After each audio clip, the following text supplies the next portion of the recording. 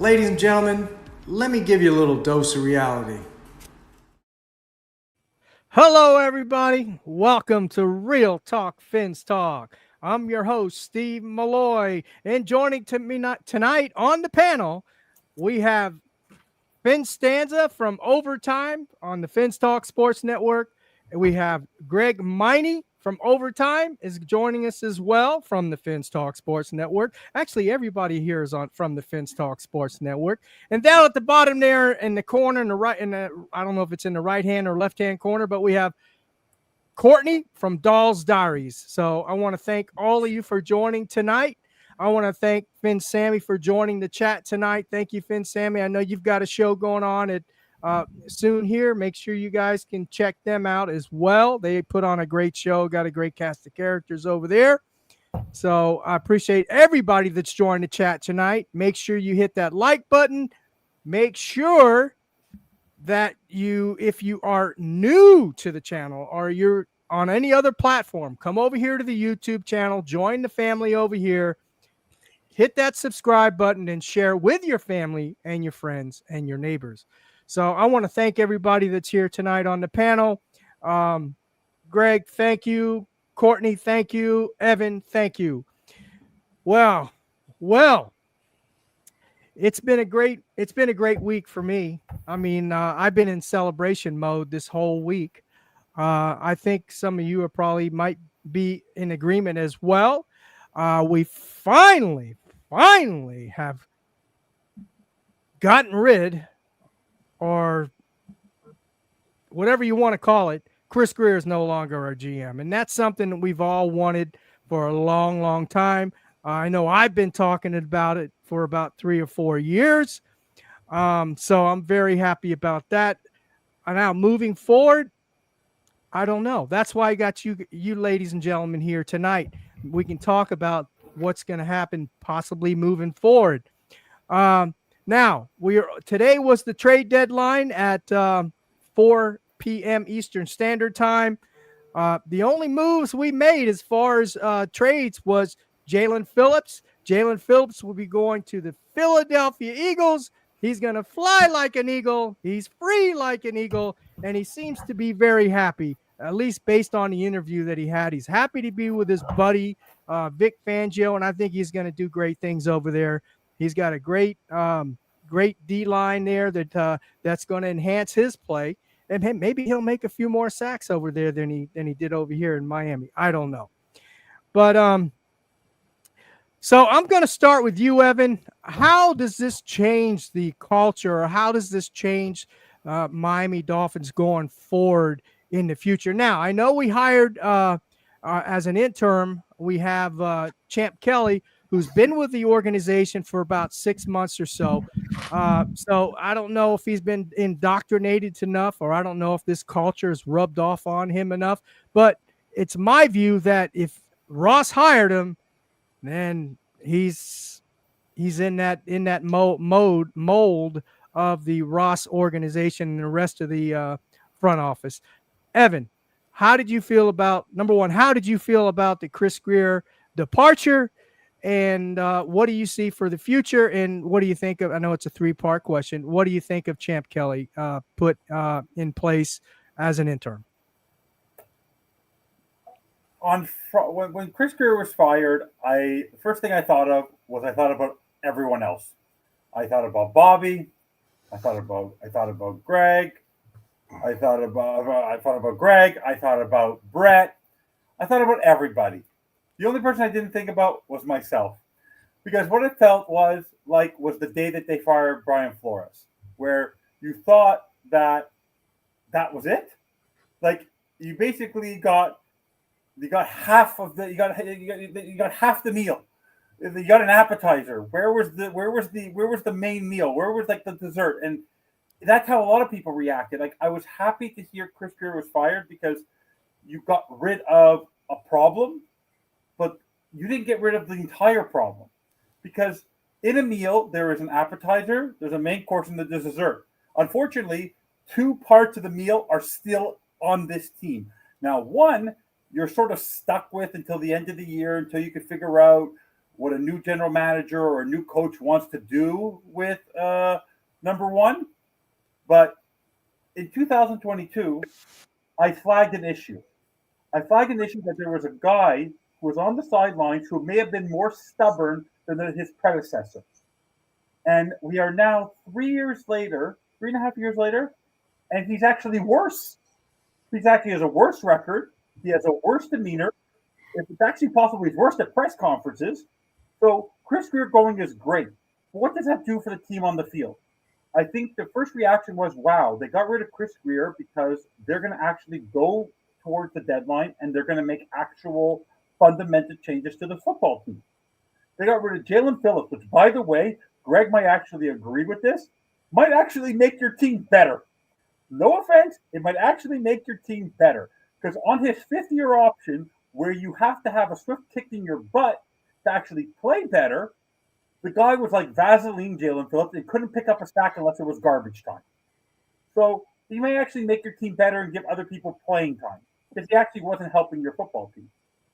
You got a third-round pick, great. And then today you start seeing all the trades come through, which usually trade deadline 10, 11 trades is usually the max you'll see, and nothing was happening. I didn't like Waddle. Unless you were getting a 1+, whatever, that's fine. Keep Waddle, you need your wide receiver. But Bradley Chubb, you could save a lot of money on the cap. There's no guarantee you're going to be able to trade him at in the off season. I think he may be a free agent. I don't know, but you're not going to be able to trade him for nearly what you have now. So for me, you fired Chris Grier, phenomenal. It was time for him to go. But it was out with the old, in with the new, never changes. Because Mike McDaniel isn't going to change, and the team isn't going to get better. So the fact that there even is an inkling that he might actually have the ability to stay is a problem with the team to begin with. And I always refer to the real estate concept. When you tear down a house, you don't look at the foundation and see what pieces of the foundation can you keep and salvage and build on top of that. You're talking, like, the guy's a multi-billionaire and his success is building from the ground up. And the man literally basically pulled a piece like Jenga from the middle of the pile and forgot about the bottom, which is the person on the actual field. So for me, it didn't matter today. What was proven today is that he's hoping he can save Mike McDaniel's job. And what's going to end up happening is we're going to end up winning 5-6 games because Washington's injured. New Orleans is not very good. Cleveland's choking it away. Cincinnati's choking it away. They're probably going to end up with 6 wins. They're going to pick 10th or 11th. And it will be, and McDaniel will be back. Tua will be back. Chem Kelly will be the GM. And it will be the same old, same old. And not to say that if you dump everybody, will things be better? But try something. This is the same MO of Stephen Ross since 2008. So he's number one to blame. But in the end, I know what's going to happen. McDaniel will be back next year. Tua will be back next year. Chem Kelly will be your GM. And we'll be in third place again next year because the Jets will be worse than us.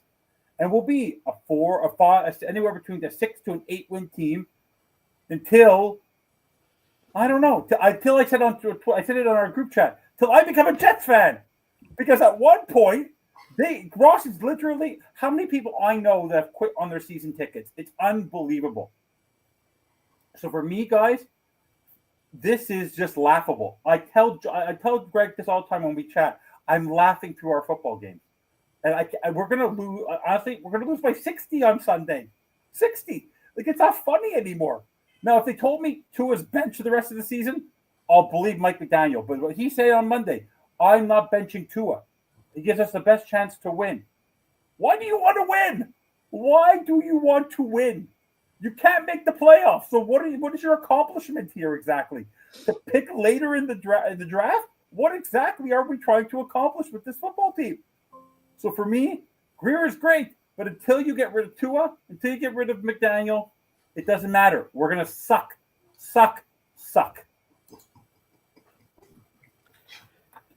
Courtney, how are you feeling? I'm happy. No one touched Waddle or Achane, and frankly, that's all I cared about. So I'm gonna live on my happiness there because I would have probably jumped off a ledge if they did. I thought that was stupid. Keep those two pieces in. I do think it's stupid we didn't get rid of Chubb. I don't know. Maybe I don't know what the difference is. What was that? Listen, Adrian, I only take that on a Friday night. Calm down. Okay, it's a school night. I gotta get up early.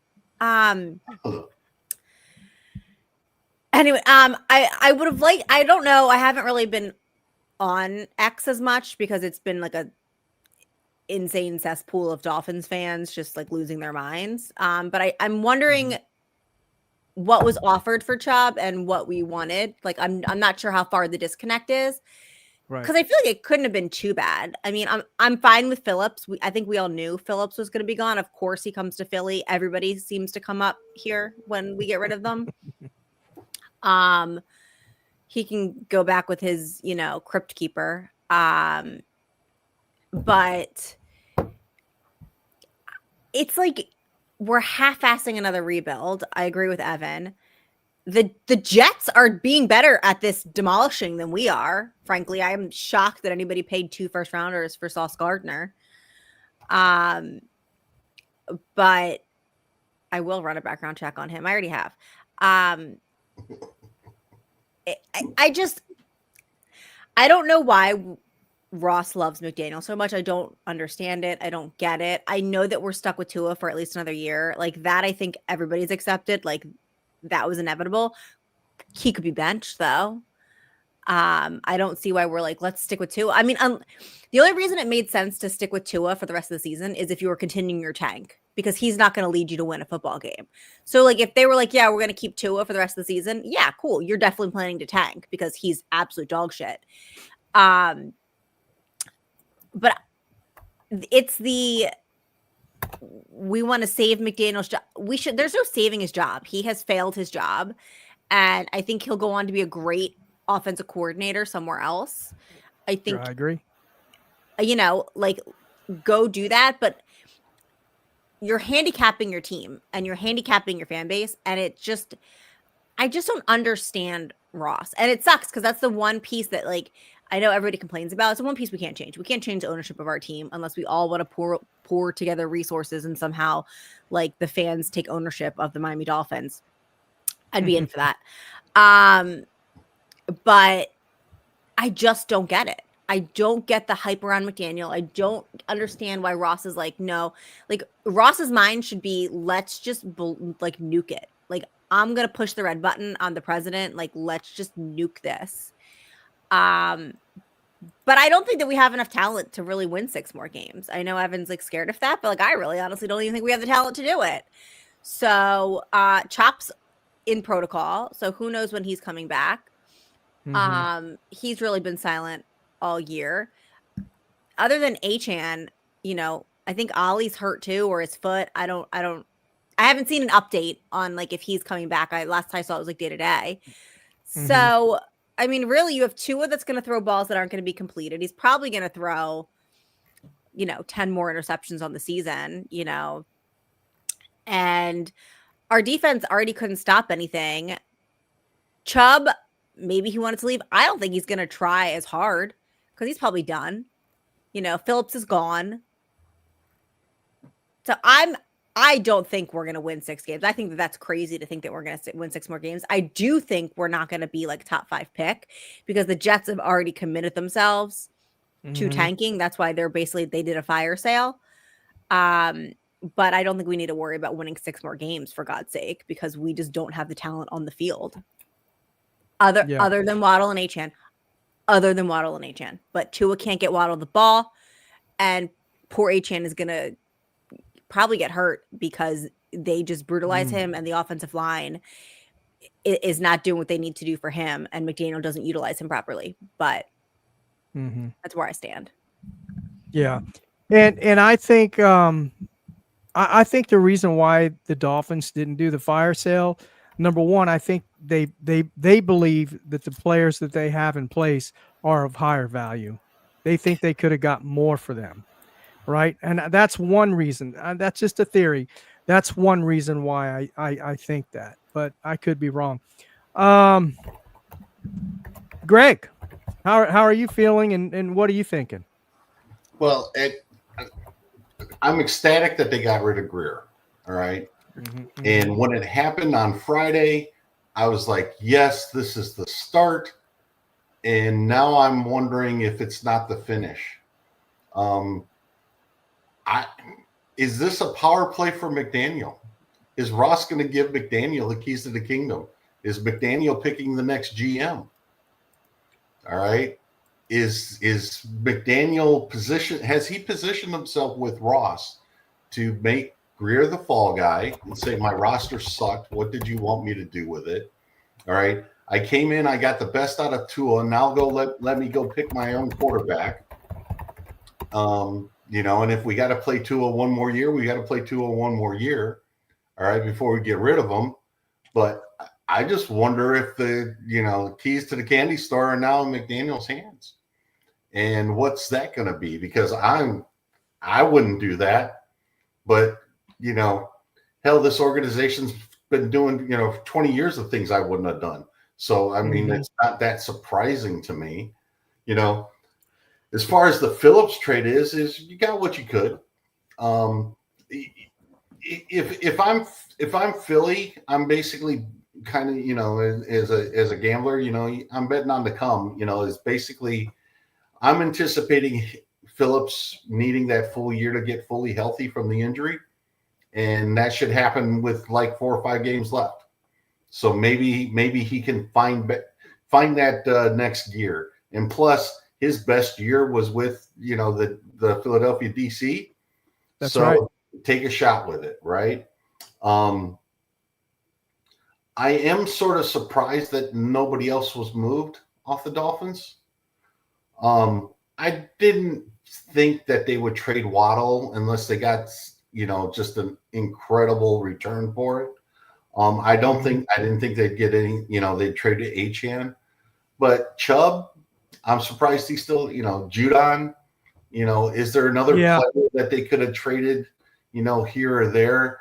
Would somebody have taken like Melifanu, who needed some secondary help? I didn't think of that. There's some veteran players on here that I thought if you could get something for them, it probably isn't a bad move to go get it. Right.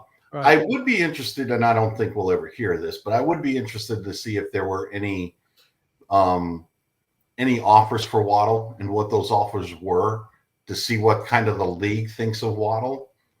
But it is what it is at this point. At the beginning of the season, all right, if you would have said something along the lines of, you would be playing the Ravens, and the Ravens were a 2-win team on that Thursday night. Buffalo is Buffalo. Okay, whatever. But the Commanders are injured all over the place, and they just got blown out this weekend. All right. This was this toughest part of the schedule when we looked at it. We're like, oh crap, the Dolphins, this is going to be a brutal stretch. It's not a brutal stretch anymore. If the Dolphins were the team we thought they should have been at the beginning of the year, these were, 2 or 3 of these games should be very winnable.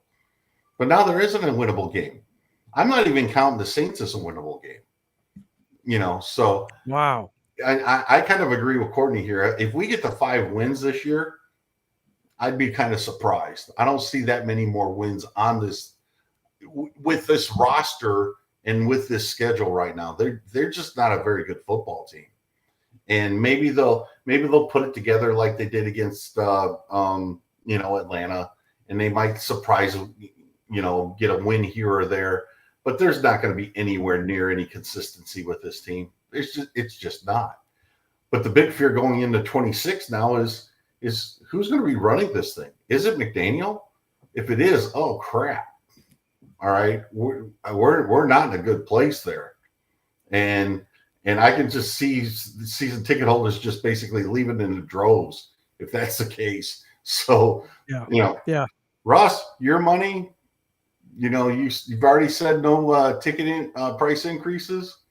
It still might not keep people, but we'll see.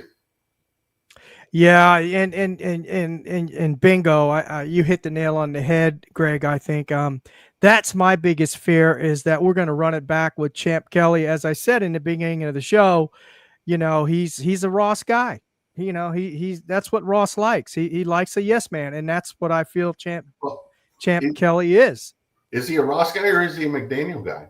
And that'd be Both. my question. Both, because McDaniel is a Ross guy, Yeah. right? I mean, he gave an extension, so I think it's going to be a marriage made in heaven for these guys. I also wonder how much leeway they gave Champ Kelly for this trade. Like, who was actually running it? Because was it really Champ making the decisions? No. Or was it McDaniel making these decisions? Was it Ross putting, everyone's kind of gunning for Champ right now, saying he failed. How much leeway did they really give the interim GM? How much faith did they place in him? Thank you, John. I appreciate the super chat, brother. Thank you so very much. Appreciate that. You bring up a very good question, Courtney, and that went through my mind as well. Who actually is making calling the shots? Now, if you want my opinion, probably none of you probably want my opinion because it means nothing, right? But I'm going to give it to you anyway. My opinion is it is it Stillman or Stillman? Garfinkel. Yeah, Garfinkel, Stillman, Ross, and McDaniel by committee. That's who I think are making these calls. Of course, Ross has the final last word, but I think it's by committee, just like it's been going on for the last 2 or 3 years. It's all by committee. I just can't. Nobody can be held accountable, right? I just can't see them being like, yeah, Champ, you've had like 4 days. Whatever you want to do, we'll do. You lead this. I don't see that. I see them being like, yeah, you can field the calls, but we're going to be the ones that tell you yes or no. Yeah, I can see that. I think that a lot of people are forgetting that it's been like 4 or 5 days on this guy. I don't think that he had anything more to do than just answer that phone and call people back as the interim GM. He made not a single decision. Yeah, I agree with you 100%. That's what I see. Yeah, I mean, very good point. You really can. And the question is who. Let's just say on the Phillips trade, the question is, you got this offer from Philadelphia. Who was the person that said yes, let's do this? And was that person a football person, or was it Ross or Garfinkel or somebody like that? I mean. And if it was a football person, there's only 2 left and that could have made the decision. You got McDaniel, who's been here 4 years and basically, in my opinion, has sort of gotten a vote of confidence, or you got a guy who's been here 6 months. Yeah. Who should be interviewing for the full-time job that just opened up on Friday.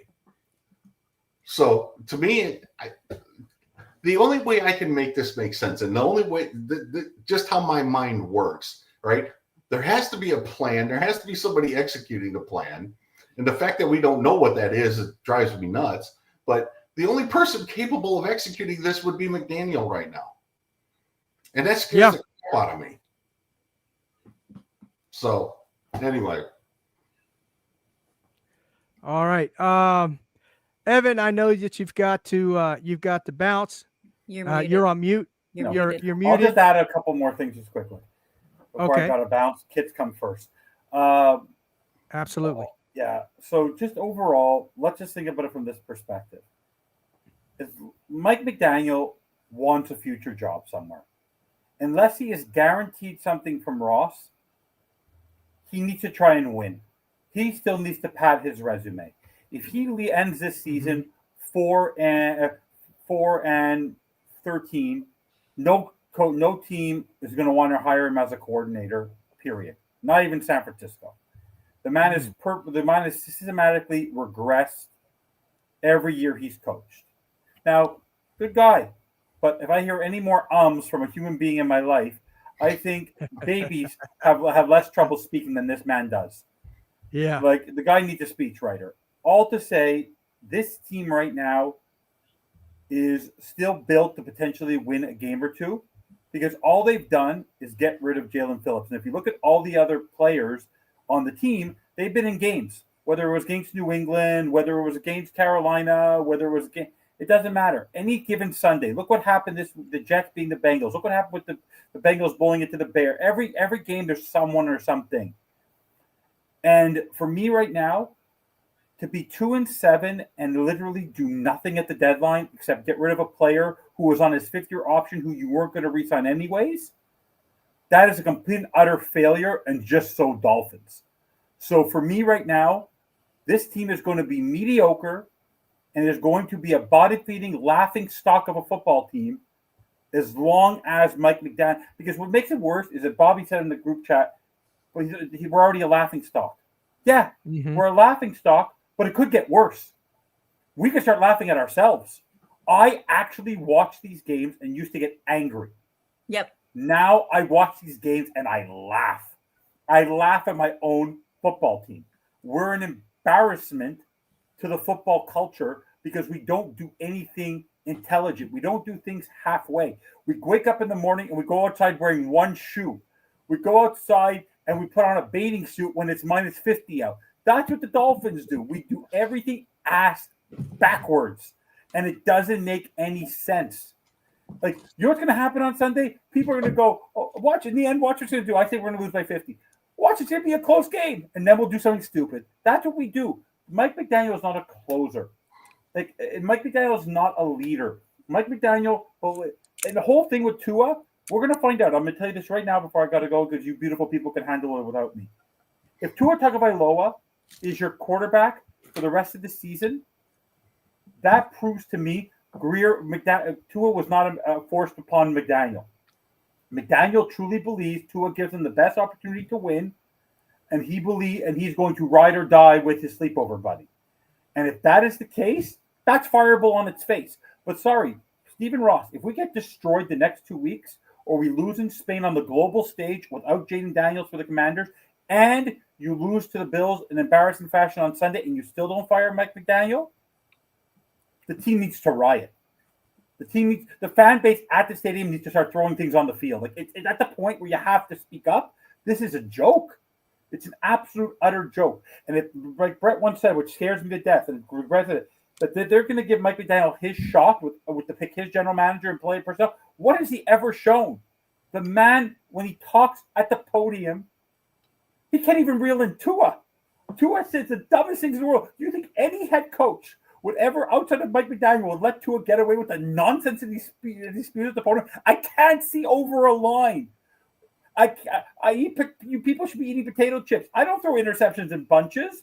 The guys, like, this is what he allows people to do. But anyways, beautiful people, have a wonderful show. Love you all.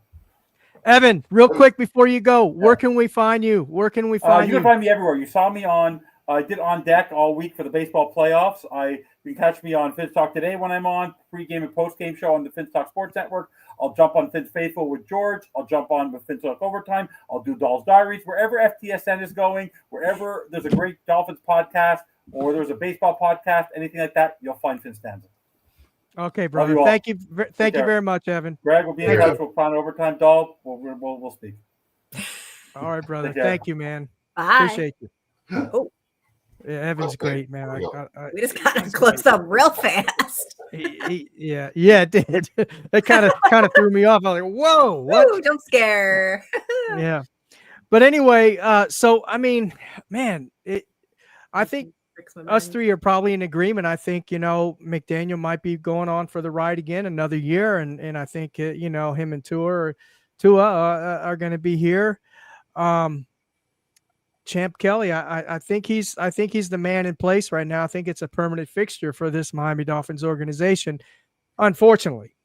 But if it's not, and Steve Ross comes to his senses and the rest of the committee, and say Champ isn't the permanent fixture here in Miami, who do you guys have any? Are you ladies and guys, do you have anybody in mind that you'd be interested? And if you don't have anybody in mind by name, what type of GM would you like? And I'll start with you, Doll.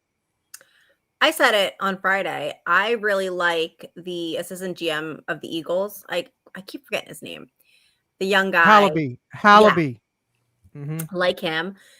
But you have to, if you don't get him, you have to get somebody that has a storied tenure under a winning, successful franchise. You're thinking Pittsburgh, Eagles, Kansas City, 100%. any of those. Not somebody that comes from, like, nothing against Champ, came from the Raiders. What do they know? I don't want somebody coming from Jacksonville, anywhere that's just had a recent rebuild or is, the Bengals, the Browns. Like, stay away. Somewhere that has a storied Ravens, a solid history and functional front office. That's what I want. I don't want somebody wet behind the whistle too much. Like, I want them to have been there a couple years, have learned, but young enough that they do have some, like, new ideas, some connects, whatever. But that's kind of where I'm going with it. But I think that if we keep up with this bullshit and we keep talking, we keep having this McDaniel show and the Tua show, no one's going to even want to apply for the job. Like, these potential GMs are looking at what we're doing. They're watching our owner. They're watching our franchise. We're a laughingstock right now. Who of anybody of real talent or real skill or reputation is going to want to say, yeah, that's where I want to go, except I'm not going to have freedom. I'm not going to choose my head coach. My head coach is kind of running things. I'm stuck. I'm locked in on Tua. And anytime I make a decision, I have to go run it through Ross, Garfinkel, and McDaniel first. And I can't just, I can't just make the changes that need to be made. I'm locked. You're going to lose a lot of good talent if they continue with this. That's just my 2 cents. Yeah, I agree with that 100%, and I think that's spot on. Who is going to want to come here? What GM is going to want to come in this mess? Unless it's a GM, maybe, as you said, a young guy like a Halby, maybe. If he's smart, he probably won't. But if he's looking to move up and get a GM job, that might be an ideal position for him here in Miami because of the challenge, right? He's a Harvard graduate. He's played football, and maybe that would be a challenge for him to try to get this, organization in place, and going in the right direction. If, like you said, the committee allows him to do so. But I don't know. Greg, how about you? What kind of GM would you like to see? And let me ask you another question real quick. Would you be opposed to an experienced type coach like what's his name, Peterson or Doug Peterson or someone in that, someone in that realm, like, and maybe a Harbaugh, maybe not as, all the accolades like a Harbaugh, but somebody it's been through some championships, it's been through some playoffs, it's been with some good teams. Somebody like that maybe come in and maybe a coach like that come in and maybe pick his own GM like those guys have done. Or are you opposed to that? No, I'm not. I'm not opposed. There's a couple ways I would do this. All right, and it's not a blending of anything. It's basically you got to go this route or you got to go this other route, in my opinion. All right. Mm-hmm. The first one is you get a veteran head coach, somebody that's been a head coach before, who can then come to the organization and basically bring the people that he wants with them. Okay. Pick his GM, pick his assistant GM, pick his scouting department, so on and so forth. All right. And I'm going to say this, and it's going to sound weird, but I'm going to say this like this anyway. I don't even really care if they've won as a head coach in the NFL. All right. Okay. And part of the reason why I say that is becoming a first-time head coach, especially in the NFL, the learning curve is just massive, right? How to run the organization and so on and so forth. When you take all of that into account and then you factor in, all the your on-field duties and stuff like that, it can kind of be overwhelming for the first-time coach. So that's why a lot of second-time coaches are more successful the second time, is because they kind of have the first part figured out. So I'm good with that.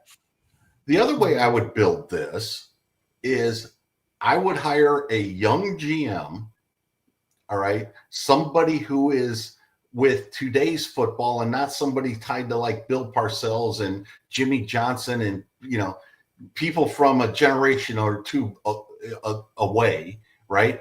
Let's think about it as modern football and modern way of doing things, understanding why passing the ball is so important and why the game theory says that you get better results out of throwing the ball than running the ball, stuff like that, right? Bring that person in and then let them pick the head coach as well. Somebody that aligns with that vision. Okay. Mm-hmm. So there's kind of like two ways of doing this, but I don't think you can hire an old time coach and then bring in a young GM and have them they're just not going to match. Right. So you kind of got to go either direction. And I don't really care which direction they go. I just think they need that synergy and that path to figure it out. And my personally, the way I would do this is I want that young GM. I want modern football. I want modern team building. I want modern, analytics, governing draft picks and things like that. I want that. And I want that person to pick the GM or to pick the head coach. That's where I'm leaning. And I agree with Courtney. My top pick is the assistant GM for the Eagles. He's young. Mine too. He's young. He's analytical. He's with a successful franchise. I mean, he's checking off a lot of boxes for me. And I would back up the Brinks truck and bring him in. I'll just say it that way. And I'm a Cubs fan. And when they did that with Theo Epstein, brought in the young GM and things like that after years of these crotchety old pieces of crap, right? I was cheering for it. And we were bad for a couple years with Theo, but he had a plan. They stuck to that plan, and basically they won a World Series. So I'm kind of partial to that way of thinking right now. Yeah, I like that perspective. I really do. John here, I hope I'm pronouncing his name correctly, John. He says, let Lane Griffin for the next head coach. How do you feel about that, Courtney? Do you know much about him? I don't know much about him. Didn't he is he the one who just got fired from college football? I don't know much about him either, to be honest. He's at Ole Greg, Miss now. Ole Miss, He's at right? Ole Miss Okay. now. He was at Tennessee. He coached with he I don't want was it then. offensive coordinator at Alabama for in between the two stints. Mm-hmm. I don't want a non-NFL coach. I don't want somebody fresh from college. I want somebody that's played or not played, but like coached in the NFL. We all know who I want. And I stand by. I have the different version of I wanted an old tenured, old school, hard ass kind of coach because I think that's the culture reset that we need in the locker room in Miami. I also don't disagree with Greg's, bring a young guy in and have him who he wants. I just think because of the soft, freelance nature that our locker rooms had, that if we brought somebody in that was, an old kind of Shula kind of guy, reset that shit real fast and let players know this ain't the old Miami anymore. We are here about football fundamentals, and we're going to bring that, back to this team. But that's why I wanted to go old crotchety hard ass. Yeah. And that's true. We got to go back to basics, man. We got to play football one-on-one. All this fancy smoke and screen stuff. I mean, I guess it works. It did work in the beginning, but after a while, folks, especially players, if you play against a disciplined defense, it stays in their lanes, and you got a smart defensive coordinator, they figure that stuff out real quick, as we saw. Greg, you were going to say something? No, I was going to say, Flores was the first-time head coach, and he was that hard ass, and going to his training camps and watching him and his staff work, it was fun. I'm an old guy. I am that way. All right. I appreciated that. Just sending grown ass men to the TNT wall to run and touch it and stuff like that. I was like, all right, take me back to my high school days, right? So it was kind of fun, and I'm not opposed to that. Mm-hmm. The game of football has changed. All right. It's different now than it was 10, even 15, 20 years ago. All right. And I think you have to adapt to it. And I think one of the things that Miami has failed to do is not really adapt to it. And you don't necessarily have to be young to do that. Andy Reid's adapted. Okay. Mm-hmm. There's plenty of old, John Harbaugh has adapted. He's not the same coach he was 18 years ago when he started. So you don't necessarily have to be young. You just gotta understand the game for what it is now compared to what it was. And I think Miami has missed that boat. But my dream would be to find the next Sean McVay. But that's easier said than done. And I think 30 some odd teams would like to find that guy too. But I think Miami's problem is that they started valuing the wrong football. They were all about flash and speed and, the skill positions. And they wanted to, they lost track of what I think even today's the trenches. They lost track of what a solid offensive line, a solid ground and pound running game, and a solid defense can do. They want to be flashy and the trick moves and the motions and the pre-motions. Like they wanted to create their own way, I think. And for years, Miami is not known to hit hard and to just have that just fundamental, trenches. And I would really like a coach that brings that back and brings that, hey, the league's changing, players are more physical, positions adapt. But at the end of the day, you need this offensive line. You need that running game to take the pressure off your quarterback. And you need your defense to fundamentally wrap a flipping tackle, open field tackling, just the basics. And then once you have that down and your team can do that, then you can do the fancy stuff. You can do the most, you can throw that in.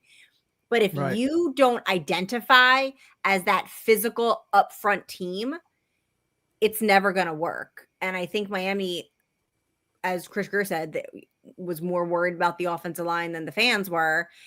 And they were like, let's get Tyreek. Let's get this. Let's look how fast we are. Oh, we're the whatever. What was it? The turf thing, whatever. You know what I mean? They had all their nicknames and the speed. Like they prioritized the wrong thing and they weren't playing national football anymore. They were playing their own backyard game and it caught up to them real fast.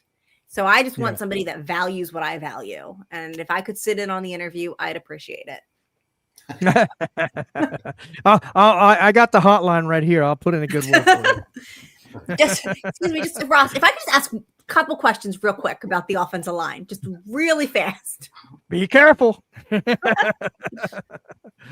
But I agree. There's somebody that we haven't talked about, and I'll start with Greg first. What do you think about Anthony Weaver? How do you feel? I mean, do you feel he has the talent? You think it's a talent thing with this defense this year, or you think it's just that the offense isn't taking advantage of the times that the defense does give them the ball, get them back on the field, or, we're not playing complementary football. I know it's tough for a defense, to stay on the field and then, they get a turnover or they get, 3 and out, and then the offense come back on the field and they can't do anything. They're like one and done in a minute. I mean, what's your take on that, Greg? Schemes are nice and everything. It still comes down to Jimmy and Joe's. All right. And I think there's a serious lack of talent in the secondary. And that is really handcuffing what he can do and what he can't do. All right. Especially if you consider that the front line, the pass rushers and stuff like that aren't performing at the level individually that we thought they would this year. All right. So you can't blitz because you don't want to leave your secondary on an island. All right. And you can't bring that safety in the box to help shut down the run because your front isn't doing what they're supposed to be doing. So he's kind of in a no-win situation right now. And look, I'm an old coach. All right. I tend to blame players more than I do coaches and schemes. All right. And because I know how limiting the players can make you scheme wise. And that's basically what I'm seeing offensively and defensively in a way with Miami this year is just the players are so limiting that there's just not a whole heck of a lot they can do. Now, that said, if Miami's offense was getting out to leads early in the game, that would help this defense out quite a bit. They, the Atlanta game, the perfect storm, whatever you want to call it there, getting the ball, getting out in front, and then basically, committing to shutting down Robinson because you didn't fear their passing game without their starting quarterback and without London, who, if you watch the game on Sunday against the Patriots, London and Gonzalez was a hell of a matchup, and having your starting quarterback in makes a big difference. So it's Miami needs a whole new secondary. And if you gave Weaver a good secondary, this defense would look a lot different, in my opinion. Yeah. So basically, you're fine with Weaver right now. You don't think he's on the hot seat or anything like that? I don't, especially if he's got a good reputation in the league. All right. And having one bad year is not going to really ruin that reputation. Right. It's a Jimmy and Joe's thing. All right. He doesn't have the horses that he needs on his defense to perform at a very high level. And I think the league recognizes that. I don't have a problem keeping him if he stays. Yeah, I don't either. And I think you're on track. I think you're tracking. I think it's a talent issue with this defense. And I know, again, it goes back to the Miami Dolphins value. They think their players are more higher value, higher ceilings than a lot of NFL coaches, I think, or organizations do. And it's a talent issue with this team, I think. Courtney, how do you feel about Weaver? I like Weaver. I don't have a problem with him. And I think that he'll have no problem getting a job somewhere else. I don't mind him staying here. I think that he's getting a pass because of how bad McDaniel, Grier, the offense is. I've been saying for 3 years, banging the drum on how depleted our secondary is, how we don't prioritize filling the secondary. We didn't have anybody there when X went down. We were promised Ramsey and Xavier Howard, and we only had not even half a season of them. And then we had Ramsey and Kader Kohu, and Grier hasn't hit on the secondary in a long time. And there's only so much you can do. The front seven's been awful this year. Yeah. But the secondary has been just as bad as we think it has. And you have to that came down to Grier and drafting, but I don't think what could we have done? I mean, they went and they got him Chop Robinson. They went and got him Kenneth Grant.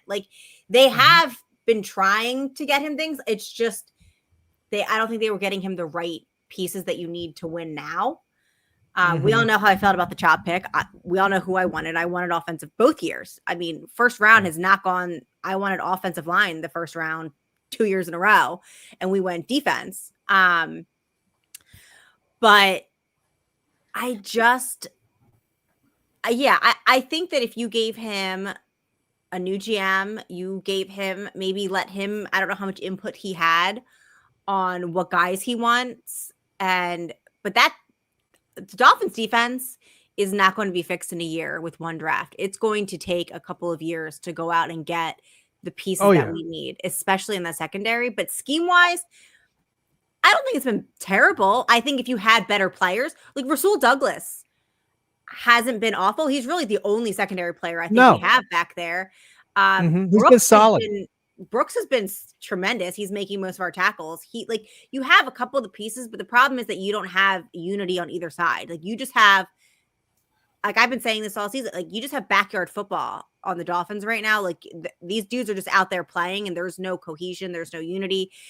They're not feeding off of each other. They're just out here doing it. And the problem is like when you call the zones, you can see like everybody thinks somebody else has somebody, and no one's like they're not unified. They're just a bunch of dudes out there playing football. But I don't think it's completely Weaver's fault. I think that if he had some solid guys in there, that he could be doing more. I mean, the starting cornerbacks on this team should be Igbenogany, a first-round draft pick, and Cam Smith, a second-round draft pick. All right, those should be your starters, and neither one of them can play in this league. All right. Yep. Cater Kohu, who is probably what your best secondary corner, was an undrafted free agent. All right. I mean, we talk about Grier being bad at his job. It's these kind of things that make him bad at his job. Let's not forget, we only drafted Cam Smith because his son was buddies with Cam Smith. Like let's be real about what that really was. We talked about this on the show. That was nepotism at its finest. But you consistently have first and second round picks who can't play. All right. And your first and second round picks are the ones who are supposed to be your core players. All right. Maybe not great players, maybe not Hall of Fame players, but they got to be starters, and they got to be quality starters. I mean, Grant, Chop Robinson, this year are rated as some of the bottom players at their positions in the league. All right. Yeah. Those are your last two first-round picks. You can't have that. You can't be good at that. All right. And just, I say this all the time. Okay. Grier has been was with the organization for 25 years. He was GM for 10 years. All right. Name a player drafted by Miami in those 25 years that's going to the Hall of Fame. There's not one. And X is the best. And as much as I love X and I thought he was a great player for Miami, he's not going to get a sniff at the Hall of Fame. All right. He has too many off the field problems. I mean, play wise, I'll vote for him I'll vote for him every year. Yeah. I will ring that bell for Xavier Howard on the field wise, but I think that his personal life, it's a losing battle arguing Xavier Howard with. Yeah, don't even try. Like the last player, I just forgot his name. But the last player to win like Rookie of the Year, either offensively or defensively for Miami, is like Troy Stafford. From like 19. Yeah, that's a long time ago. Yeah. Okay. The last one that we haven't had one finish in the top 3 in the last 20 years. I mean, it's that bad. All right. That's how bad the traffic has been in Miami. It's horrendous. And to piggyback on what Courtney said about the nepotism and all that kind of stuff, I didn't know this, and don't ask me how I found this out because I don't remember, but Jonah Sevaniah, worse than Liam Eichenberg in my opinion. He played for the same high school that Tua Tagovailoa played. Not only that, but before he was even drafted, Tua Tagovailoa did the documentary. I don't know if you all remember or heard about it, about the Hawaiian players coming out and all that kind of stuff, the documentary. Mm-hmm. He was starred in that documentary. And lo and behold, we drafted him. And he's probably the worst player on the offensive line right now. The worst. Have you seen Larry in the Borum? NFL. Have you seen Larry Borum play? He's not as bad as Jonah Sevaniah. Larry Borum is bad. On the hit list. Borum's he's bad, on the hit list but he's not. Week. Yeah. He had a terrible game this last week for sure. But so it's crazy. And I've never seen a team in 3 to 4 years, when McDaniel first started with this team, let's say 2023, they went from one of the top offenses in all of football, at least top 5, top 10, whatever. I don't remember now. At one point, they were number 1, all the way down to like, what are they, 27, 28 now? That's crazy. That's crazy. It's all about containing the big play. Yeah. You look at 2023. Miami was, I think, second in the league in plays of chunk yardage, like 10+ yard runs and 20+ yard receptions. Now they're down in like 28th in that. Yep. All right. Yep. And why is essentially defense is just backed up. Okay. And to contain Waddle and Hill, and they're saying, okay, Achane, run the ball. You got to run through the entire defense to get your 10 yards. And eventually, because we don't trust your O-line, somebody's going to miss a block. Somebody's going to have, something's going to happen. You're going to lose 2 yards as opposed to gaining, 4 yards or whatever. And now you're behind the sticks, and now you got to throw the ball, and we're going to just tackle you when you catch it. You combine that with the fact that Tua can't make throws to all areas of the field, and defenses know he can't make those throws. What are you talking about? He throws a beautiful interception in the middle of the field. I don't know what you're talking about. Watch some tape, Greg. Watch some tape. We could have an beautiful ball he throws. We can have an entire show about how Tua's not reading defenses that a high school kid should be able to read. I was going to say, my 12-year-old knows, like, you don't panic throw to the middle of the field. Like, you don't do it. And it's Tua's favorite thing to do. Oh, don't know what to do? I'm going to throw right to the middle of the field where there's 3 defenders.